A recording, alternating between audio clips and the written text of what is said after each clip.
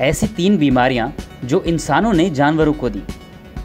समय समय पर हमारे सामने ऐसी बीमारियां आती रही हैं जिनका कारण डायरेक्ट या इनडायरेक्ट तरीके से जानवर रहे हैं, चाहे मच्छरों से फैलने वाला मलेरिया हो, कुत्तों से फैलने वाला रेबीज हो या पक्षियों से फैलने वाला बर्ड फ्लू। कोरोना वायरस महामारी के बारे में भी WHO के एक साइंटिस्ट द्वारा साफ कर दिया गया है कि ये बीमारी चमगादड़ों से फैली है। जानवरों से इंसानों में होने वाली बीमारियों को जूनोटिक्स कहा जाता है, मगर क्या आपको पता है कि कई बीमारियां ऐसी भी हैं जो हम इंसानों ने जानवरों को दी हैं। इस प्रक्रिया को रिवर्स जूनोटिक्स कहा जाता है।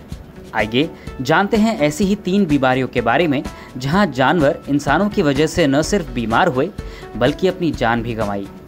टीबी और हाथी।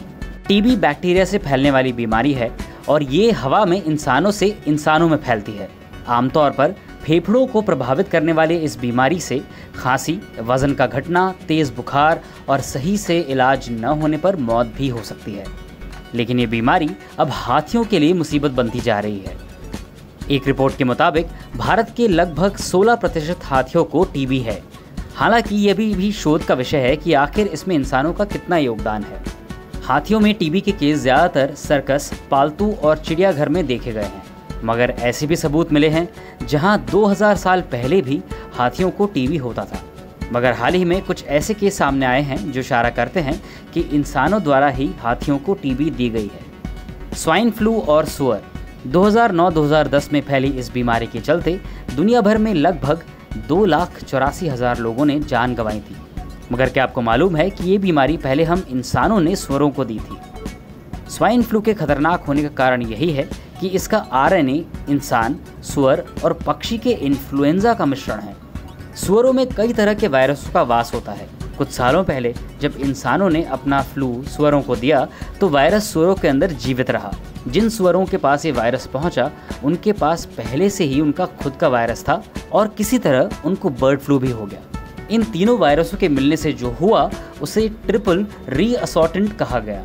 करीब 10 सालों तक ये वायरस सुअरों के बीच फैलता रहा और उन्हें बीमार करता रहा। 2008 में इस वायरस में 2 और पिग वायरस मिल गए और तब ये और ख़तरनाक हो गया। ह्यूमन मेटान्यूमोवायरस और गोरिल्ला।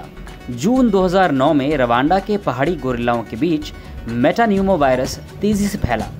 इस वायरस से सांस संबंधित रोग होता था। 12 गोरिल्लाओं के झुंड में से 11 गोरिल्ला बीमार पड़ गए थे, जिसमें से 2 की मौत हो गई। पहाड़ी पर रह रहे लगभग 600 गोरिल्ला विलुप्त होने की कगार पर थे। इस वायरस के चलते करीब 20% गोरिल्लाओं की मौत हो गई थी। इंसानों और गोरिल्ला का लगभग 98% DNA मिलता है, इसलिए इंसानों के वायरस से गोरिल्ला जल्दी बीमार पड़ते हैं। हालांकि अभी पहाड़ी गोरिल्ला की कुल जनसंख्या 1000 से ऊपर पहुंच गई है, जो बहुत राहत की बात है। कैसी लगी आपको ये जानकारी? हमें कमेंट सेक्शन में बताएं। इस वीडियो को लाइक करें और हाँ, शेयर करना ना भूलें।